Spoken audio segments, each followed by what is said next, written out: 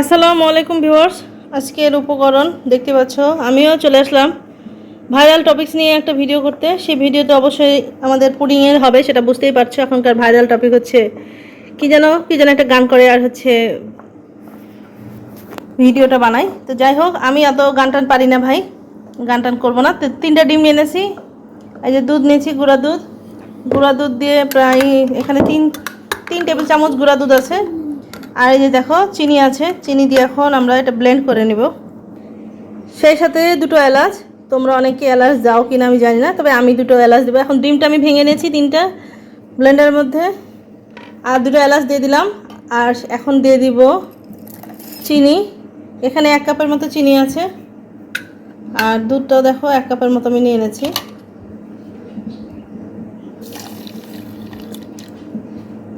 সবটা এখন আমি ব্লেন্ড করে ফিরে আসছি। আসলে বর্তমান যুগে কেউই আমরা পিছিয়ে থাকতে চাই না। পিছিয়ে থাকার অর্থই হলো আরও পিছিয়ে পড়া।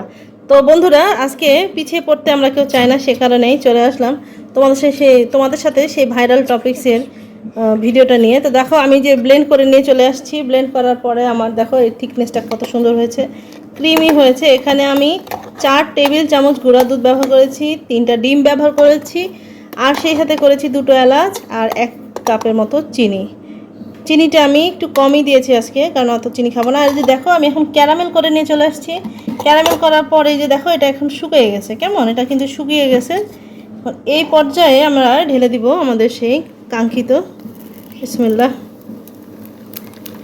এই আমাদের ডিমের পুডিংটা। অনেকেই ছেঁকে দেয়, আমার ছাকার ইচ্ছা হয় না। আমি দেখো এলাচটা সুন্দর মতো ব্লেন্ড হয়ে গেছে।